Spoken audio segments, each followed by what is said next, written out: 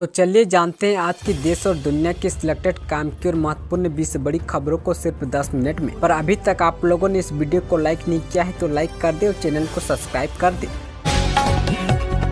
नायक के अंदाज में पप्पू यादव ने लिया एक्शन। पूर्णिया लोकसभा सीट से चुनाव जीतते ही पप्पू यादव पूरी तरह से एक्शन मोड में दिख रहे हैं और वो लगातार निरीक्षण में लगे हैं एवं अधिकारियों के हाथ पांव फूले हुए हैं। कभी अस्पताल तो कभी स्कूल में पहुंचकर स्थिति का जायजा ले रहे हैं। पप्पू यादव ने रात 1 बजे अस्पताल पहुंचकर मरीजों को चौंका दिया है। अब पूरे पूर्णिया में उनकी तारीफ हो रही है। रामकृपाल यादव का खेल किसने किया खराब, राज से हट गया पर्दा। पाटलिपुत्र लोकसभा चुनाव 2024 का परिणाम सामने आने के बाद अब हार के कारण पर चर्चा जोर पकड़ ली है। इसी क्रम में अब रामकृपाल यादव की हार का कारण सामने आया है। 2019 के लगभग बराबर वोट पाकर भी इस पर रामकृपाल यादव चुनाव हार गए हैं। हारने के बाद रामकृपाल यादव के चेहरे पर साफ मायूसी झलक रही थी, लेकिन अब उनके हाथ से पर्दा हट गया है। बिहार के उम्मीदवारों को मिले 50% से अधिक वोट। लोकसभा चुनाव में राज्य की 15 सीटें ऐसी रही जहां 50% से ज्यादा वोट लेकर एनडीए प्रत्याशी जीते हैं। इनमें सबसे अधिक भाजपा के 8 प्रत्याशी रहे हैं और 4 लोजपा, 2 जदयू एवं 1 हम के जीतन राम मांझी रहे हैं। और इंडिया के घटक दल राजद, कांग्रेस, वामपंथी दल के सभी प्रत्याशियों को 50% से कम मत मिले हैं। क्या भाजपा से छीन जाएगा राष्ट्रीय पार्टी का दर्जा? बहुजन समाज पार्टी एक राष्ट्रीय पार्टी है। मायावती उत्तर प्रदेश की मुख्यमंत्री रह चुकी है, लेकिन भाजपा पर संकट के बादल गहराने लगे हैं। सवाल यह है कि क्या भाजपा राष्ट्रीय पार्टी नहीं रह जाएगी? कांग्रेस के पतन के साथ ही भाजपा मजबूत होती गई, लेकिन अब कांग्रेस के बढ़ने से भाजपा के अस्तित्व पर संकट है। क्या मोदी मंत्रिमंडल में इन 11 चेहरों को मिल सकती है जगह? नरेंद्र मोदी को राष्ट्रीय जनतांत्रिक गठबंधन का नेता चुन लिया गया है। मोदी 9 जून को प्रधानमंत्री पद की शपथ ले सकते हैं। इससे पहले एनडीए के सभी सहयोगी दलों के बीच कैबिनेट में किसको कितनी सीटें मिलेंगी, इस पर रस्साकसी जारी है। एनडीए में शामिल सभी पार्टियां अपने अपने समीकरण साधने में लगी है। हालांकि अभी किसी भी पार्टी ने आधिकारिक घोषणा नहीं की है। इधर मोदी को समर्थन देने दिल्ली आए अजित पवार, उधर एनसीए में लग रही सेंध। एनसीपी प्रमुख अजित पवार अपने नवनिर्वाचित संसद के साथ एनडीए संसदीय दल की बैठक में शामिल होने के लिए संविधान सदन में मौजूद है। इस बीच एनसीपी के नेता रोहित पवार ने कहा कि चर्चा है कि अजित पवार के विधायक संपर्क में है और कई लोग आने को तैयार हैं, लेकिन प्राथमिकता वफादारों को दी जाएगी।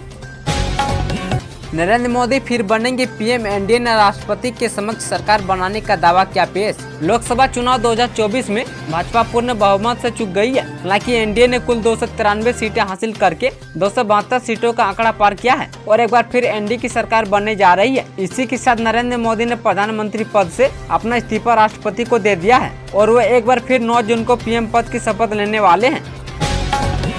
बिहार का मौसम हुआ सुहाना, कहीं बूंदाबांदी तो कहीं झमाझम बारिश। पटना समेत दक्षिण बिहार में पश्चिमी पछुआ हवा चल रही है। इस वजह से गर्मी से निजात नहीं मिल रही है, जबकि बंगाल की खाड़ी से नमी आने की वजह से तराई के जिलों में हल्की बारिश हो रही है और अगले 48 घंटे में मौसम का यही हाल दोनों भागों में रहने की संभावना है।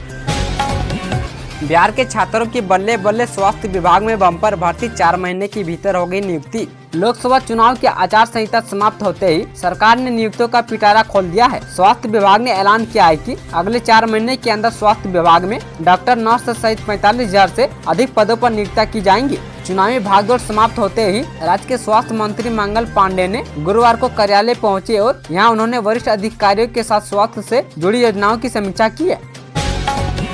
पटना हाईकोर्ट से शिक्षा विभाग को लगा एक और बड़ा झटका। पटना हाईकोर्ट ने बिहार सरकार के माध्यमिक शिक्षा विभाग द्वारा जारी 8 मई के आदेश पर रोक लगा दी गई है, जिसके तहत माध्यमिक शिक्षा निदेशक ने बीएससी को निर्देश दिया था कि वो छात्रों का उसी सरकारी स्कूलों में इंटरमीडिएट कक्षाओं में नामांकन ले जहां से छात्रों ने मैट्रिक की परीक्षा उत्तीर्ण की है। अदालत ने 6 सप्ताह में प्रतिवादियों को अपने अपने जवाबी हल्फनामे दायर करने का निर्देश दिया है।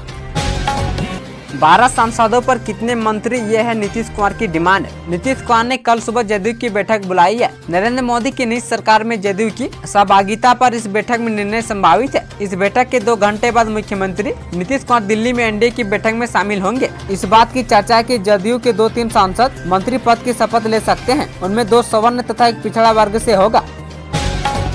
काराकाट में हार के बाद सामने आए उपेंद्र कुशवाहा पवन सिंह को लेकर कह दी बड़ी बात। काराकाट सीट पर उपेंद्र कुशवाहा की बुरी हार हुई है। जानकार मान रहे कि इस हार के पीछे पवन सिंह का भी अहम रोल है। पवन सिंह की एंट्री ने काराकाट का गेम त्रिकोणीय बना दिया। वहीं अब करारी शिकस्त के बाद उपेंद्र कुशवाहा सामने आए हैं। उन्होंने अपनी हार को लेकर बड़ा बयान दिया है। उपेंद्र कुशवाहा ने पवन सिंह को लेकर भी प्रतिक्रिया दी है, जिसके कई मायने निकाले जा रहे हैं। नीतीश सरकार ने लॉन्च किया परिमार्जन प्लस पोर्टल, जमाबंदी में आसानी से कर पाएंगे सुधार। राजस्व एवं भूमि सुधार विभाग के अपर मुख्य सचिव दीपक कुमार सिंह ने गुरुवार को सभी प्रमंडलीय आयुक्तों एवं जिला अधिकारियों को पत्र लिखकर परिमार्जन प्लस पोर्टल पर प्राप्त मामलों का विशेष अभियान चलाकर निष्पादित करने का निर्देश दिया है। पत्र के अनुसार रैयत का नाम, पिता का नाम मूल जमाबंदी से भिन्न होने पर त्रुटि सुधार मूल जमाबंदी के अनुसार किया जाएगा। कंगना रनौत को थप्पड़ पड़ने की चर्चाओं के बीच सामने आया चिराग पासवान का बयान। बॉलीवुड एक्ट्रेस से नेता बनी मंडी सांसद कंगना रनौत को हाल ही में थप्पड़ पड़ने की खबर सामने आई है। बताया जा रहा है कि महिला सीआईएसएफ जवान ने उन्हें थप्पड़ मारा है। यह मामला एयरपोर्ट पर हुआ जब एक्ट्रेस मंडी से चंडीगढ़ दिल्ली के लिए फ्लाइट पकड़ने पहुंची थी। एक्ट्रेस ने इस पूरे मामले पर रिएक्शन भी दे दिया है। पिता से मिली राजनीतिक विरासत, इन 3 युवा नेताओं ने खुद के दम पर बनाई सियासी पहचान। अखिलेश यादव विदेश में पढ़े चिराग ने फिल्मों में हाथ आजमाए और तेजस्वी ने क्रिकेट में करियर बनाने की कोशिश की। इसके बाद तीनों युवा नेता अपने पिता की राजनीतिक विरासत को संभालने के लिए आगे आ गए। अखिलेश यादव ने इस लोकसभा चुनाव में कमाल किया है। वहीं चिराग ने उनकी पार्टी को मिली सभी 5 सीटें जितवाई है। वहीं तेजस्वी यादव की राजनीतिक काबिलियत भी लोगों को दिखी है। भागलपुर बड़हरवा के बीच बिछाई जाएगी तीसरी व चौथी रेल लाइन, मंत्रालय को भेजा गया डीपीआर। यह नया ट्रैक सबौर से गोनू धाम तक बनाया जाएगा। वाई लेक बन जाने के बाद गानो धाम जंक्शन स्टेशन के रूप में विकसित हो जाएगा। पूर्व रेलवे के deputy chief engineer Hemant Kumar ने बताया कि डीपीआर को मंत्रालय की मंजूरी मिलने के बाद तीसरी चौथी रेल लाइन का टेंडर किया जाएगा। महागामा से पीरपेंती के बीच रेल लाइन का टेंडर का विज्ञापन जारी कर दिया गया है। मुजफ्फरपुर से धराया चीनी घुसपैठिया बगैर वीजा के नेपाल के रास्ते भारत में घुसा। बिहार के मुजफ्फरपुर में ब्रह्मपुरा थाना के लक्ष्मी चौक से पुलिस ने बगैर वीजा के भारत में प्रवेश करने वाले चीन के नागरिक ली जियाकी को गिरफ्तार किया है। पूछताछ के बाद पुलिस ने उसके खिलाफ भारत में अनाधिकृत घुसपैठ की धारा में एफआईआर दर्ज की है और गुरुवार दोपहर उसे न्यायालय में पेश कर न्यायिक हिरासत में जेल भेज दिया गया है। ली जियाकी चीन के हांगकांग प्रजाति से आता है।